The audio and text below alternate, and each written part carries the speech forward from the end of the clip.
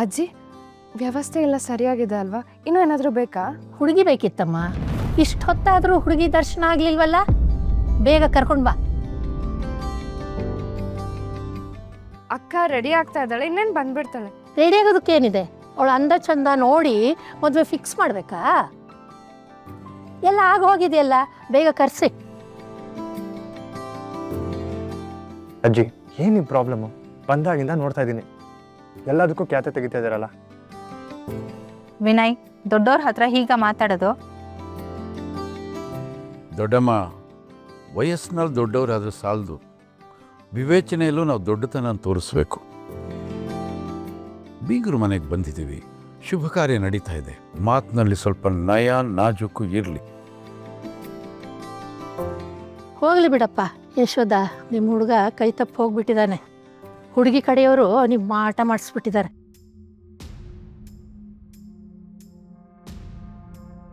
ನೋಡಿ, ಸುಮ್ಮನೆ ನಮ್ಮ ಕುಟುಂಬದ ಬಗ್ಗೆ ಏನೇನೋ ಹೇಳಕ್ಕೆ ಬರಬೇಡಿ. ನಾವೇನಾದ್ರು ಕೇಳ್ಕೊಂಬಂದಿದ್ವಾ? ನಮ್ಮನೆ ಮಗುನ ನಿಮ್ಮನೆ ಸ್ವತೆ ಮಾಡ್ಕೊಳ್ಳಿ ಅಂತ ಇಲ್ವಲ್ಲ? ಮಾವ, ಇವಾಗ ಅದೆಲ್ಲ ಬೇಡ. ರುಕ್ಕು, ಹೋಗಮ್ಮ, ಕಲ್ಯಾಣಿನ ಕರ್ಕೊಂಬ.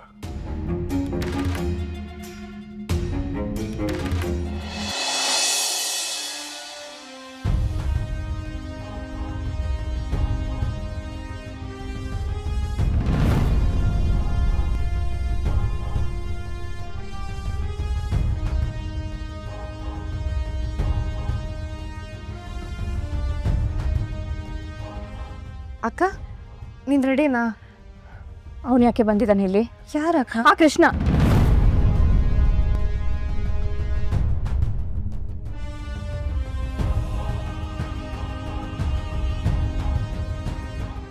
ತಪ್ಪಲ್ವ ರುಕ್ಕು? ಒಂದು ಮನೆನ ನಾಶ ಮಾಡಿ ನಮ್ಮ ನೆಮ್ಮದಿನೆಲ್ಲ ಕಿತ್ಕೊಂಡು ಅದೇ ಮನೆ ಶುಭ ಕಾರ್ಯಕ್ಕೆ ಬಂದು ಅವ್ನು ನೆಮ್ಮದಿಯಾಗಿ ಊಟ ಮಾಡ್ಕೊಂಡು ಹೋಗ್ಬೇಕಾ? ಅಲ್ಲ ಅಕ್ಕ, ಸ್ವಂತ ಅಣ್ಣಂದು ಎಂಗೇಜ್ಮೆಂಟ್ ಅಲ್ವಾ, ಅದಕ್ಕೆ ಬಂದಿದ್ದಾನೆ. ರುಕ್ಕು, ಅವನು ಇಲ್ಲಿದ್ರೆ ನಾನು ಎಂಗೇಜ್ಮೆಂಟ್ ಮಾಡ್ಕೊಳ್ಳಲ್ಲ. ನೋಡು, ನೀನು ಸಮಾಧಾನವಾಗಿರೋ, ನಾನು ಹೋಗಿ ಮಾತಾಡ್ಬಿಟ್ಟು ಬರ್ತೀನಿ, ಆಯ್ತಾ?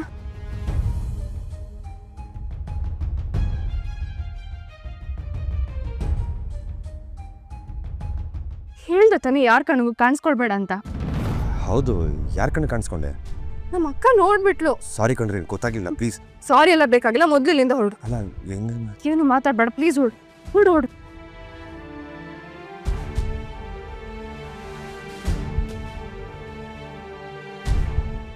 ಅಕ್ಕ, ಅವನಿರಲ್ವಂತೆ ಕಣೆ, ಹೊರಟು ಬಿಡ್ತಾನಂತೆ. ಅಲ್ಲ ಅಕ್ಕ, ಇವತ್ತು ಅವ್ನು ನಮ್ಮ ಮನೆಗೆ ಬಂದಿದ್ದ, ನಾವು ಹೋಗು ಅಂದ ತಕ್ಷಣ ಹೋಗ್ಬಿಟ್ಟ. ನಾಳೆ ನೀನು ಅವ್ರ ಮನೆಗೆ ಹೋಗಬೇಕು, ಅವನ ಮುಖನೇ ನೋಡ್ಕೊಂಡಿರ್ಬೇಕು. ನೀನು ಹೀಗೆ ಕೋಪ ಮಾಡ್ಕೊಂಡಿದ್ರೆ ಮನೆ ವಾತಾವರಣ ಹಾಳಾಗಲ್ವಾ? ಮನೆ ವಾತಾವರಣ ಅಲ್ಲ, ಎಲ್ಲ ಹಾಳು ಮಾಡ್ಬಿಡ್ತೀನಿ. ನೆಮ್ಮದಿ, ಸುಖ, ಸಂತೋಷ ಎಲ್ಲ. ಮೊದಲು ಈ ಕೃಷ್ಣನ ಮನೆಯಿಂದ ಆಚೆ ಹಾಕ್ತೀನಿ. ಸರಿ ಬಿಡು, ಇನ್ನೂ ಜಾಸ್ತಿ ಯೋಚನೆ ಮಾಡಬೇಡ. ಅಲ್ಲಿ ಎಲ್ಲರೂ ನಿನಗೋಸ್ಕರ ಕಾಯ್ತಾ ಇದ್ದಾರೆ, ಬಾ.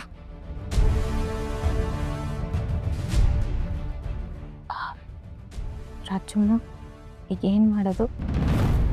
ಮಾಡ್ತೀನಿ ಇರು.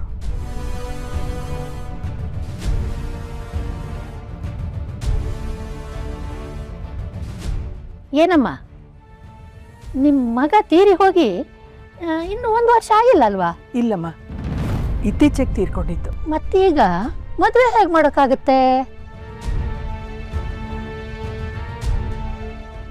ನಮ್ಮ ಸಂಪ್ರದಾಯದ ಪ್ರಕಾರ ಸಾವಾದ ಮನೆಯಲ್ಲಿ 1 ವರ್ಷದ ತನಕ ಯಾವುದೇ ಶುಭ ಕಾರ್ಯ ಮಾಡಬಾರ್ದಪ್ಪ. ಹಾಗೆ ನೋಡಕ್ ಹೋದ್ರೆ ನಮ್ಮ ಸಂಪ್ರದಾಯದ ಪ್ರಕಾರ ಈ ಮದುವೆ ಈ ಸಂದರ್ಭದಲ್ಲಿ ಆಗಲೇಬಾರ್ದು.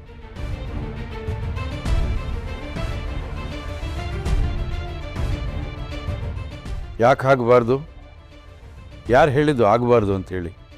ಏನು ದೊಡ್ಡಮ್ಮ, ನಿಮಗಿಷ್ಟು ವಯಸ್ಸಾಗಿದೆ, ಎಷ್ಟು ಅನುಭವ ಇದೆ, ನಿಮ್ಮ ಬಾಯಲ್ಲಿ ಇಂಥ ಮಾತು ಬರ್ಬೋದಾ?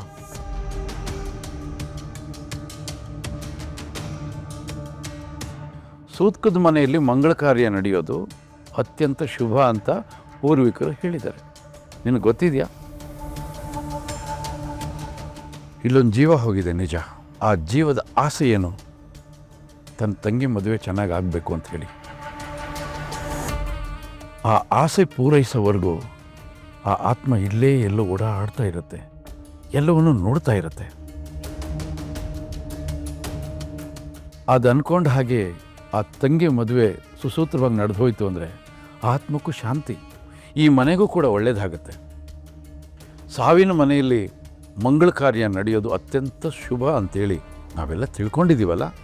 ಸಾವಾದ 11 ತಿಂಗಳ ಒಳಗಡೆ ಯಾವುದೇ ಶುಭ ಕಾರ್ಯ ಮಾಡಬಹುದು ದೊಡ್ಡಮ್ಮ. ಇದು ನನ್ನ ಅನುಭವದ ಮಾತು.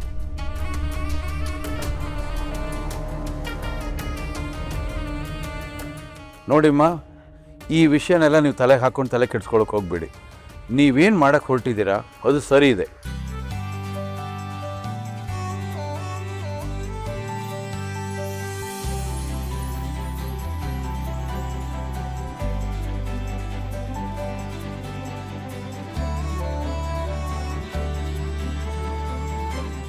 ಸ್ವಚ್ಛಮ್ಮ ಇವಾಗ ಏನು ಮಾಡೋದು? ಸ್ವಲ್ಪ ತಾಳ್ಮೆಂದಿರೆ.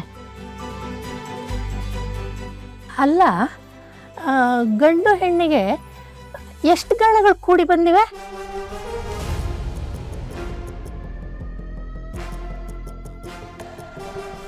ಹಾಗಂದ್ರೇನು ಅಜ್ಜಿ?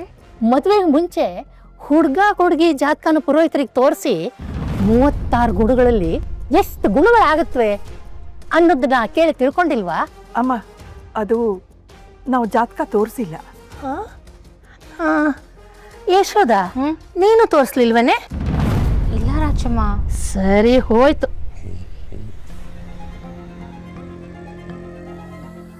ನಾನು ಹೀಗೆ ಹೇಳ್ತೀನಿ ಅಂತ ತಪ್ಪು ತಿಳ್ಕೊಬೇಡಿ. ಕಲ್ಯಾಣಿಗೆ ಮೊದಲೊಂದು ಮದುವೆ ನಿಶ್ಚಯ ಆಗಿತ್ತಲ್ವಾ?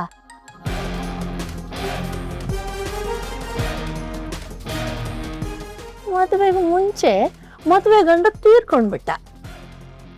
ಕಲ್ಯಾಣಿ ಜಾತಕದಲ್ಲಿ ಏನಾದರೂ ದೋಷ ಇದೆಯಾ ಅಂತ ನೋಡ್ಬೇಕಿತ್ತು.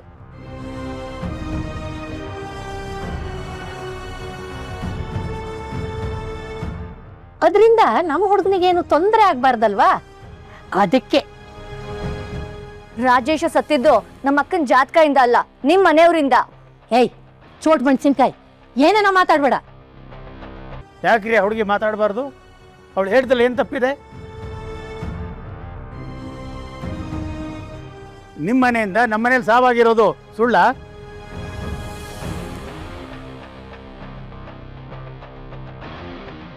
ಅಲ್ಲ ರೀ, ನಮ್ಮ ಅಣ್ಣ ತೀರ್ಕೊಂಡಿದ್ದಾನೆ.